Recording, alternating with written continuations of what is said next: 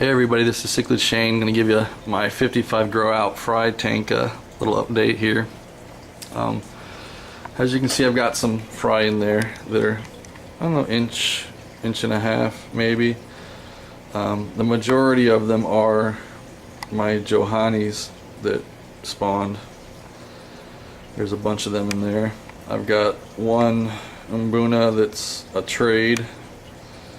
I can't remember the name of them right off the top of my head. I think it starts with a B.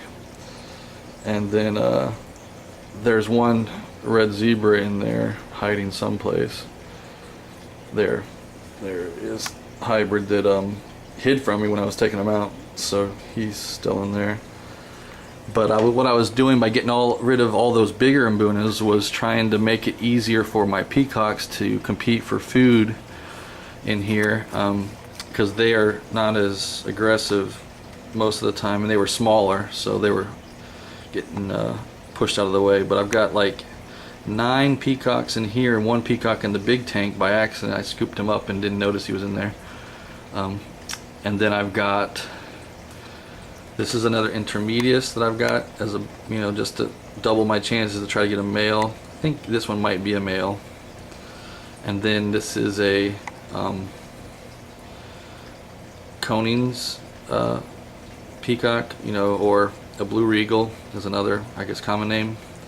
I had a male, but he got sick from a bite from a larger fish in the main tank, and he was a little bit probably too small for the tank, and he got bit on his side, and he looked fine, but then all of a sudden he got some fungus, and I put him in a hospital tank and treated him, but he only lasted about 5 days, and then he passed away. So this is the replacement to try to, and it was a male. He had some blue showing, so I was pretty upset.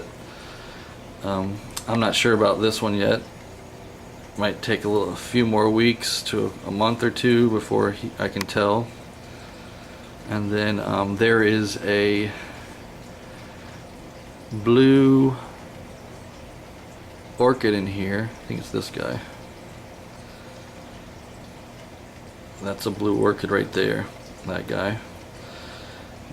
And just got him today to replace the one that passed away with that Venustus, and I'll keep him in here until they get big enough to go into the big tank. That way I can feed them a little bit more than I feed the bigger guys without getting them overfed. But there's 3 or 4 Benga, yellow Bengas in here, and then there's like 5 or 6 swallowtail peacocks in here that are kind of red and blue faced with like the little swallow fin tails that stick off the back of all their fins that are kind of long. They're in here, and I got those from a trade, so they're growing out in here as well. So I'll have to take a look at those as well. I think these are, let me kind of get a shot. I think these are the swallowtails, these guys right here. You kind of look on the side, they have kind of like a more of a blotchy type of pattern, whereas this guy has the lines that are more distinct, and I think that's the yellow Benga pattern.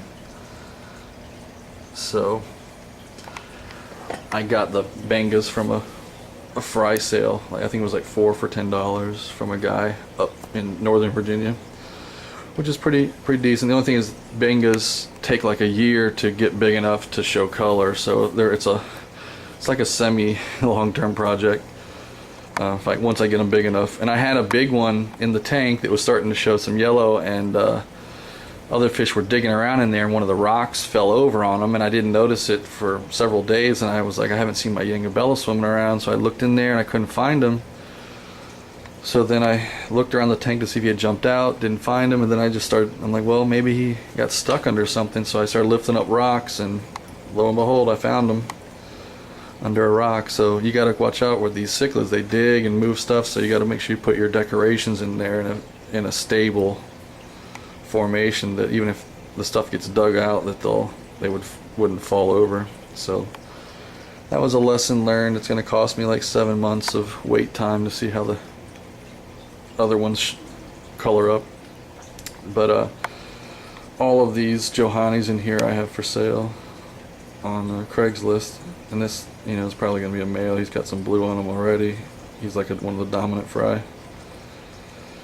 And then the ones that are more yellowish, they all pretty much look like this until they start kind of showing who's the boss in the tank. This guy's got, looks like he's got a little bit more blue in him than yellow, so it's interesting once you have a group of like 10 or so of them, how some of them will kind of give hints that they're males.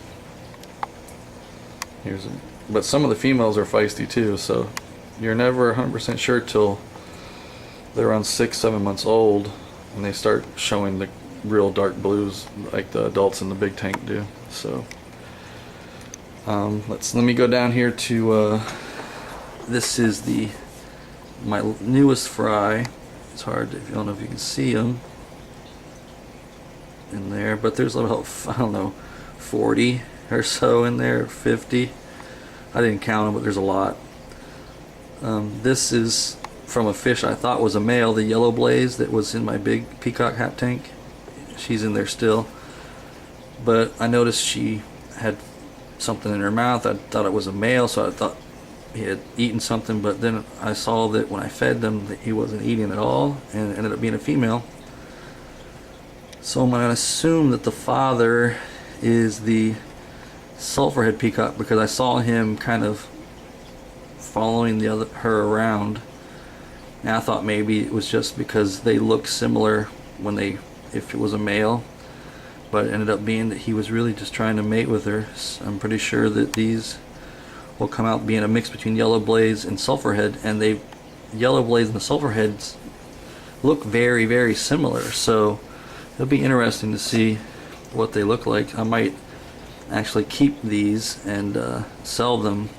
Of course, you know, I'll sell them as hybrids, but I'm looking forward to see the colors for them. They'll be pretty cool with the different blues and yellow stripes on their noses. So anyways, that's my update for the fry tank. If you have any questions, let me know. This is Cichlid Shane. Have a great evening. Bye.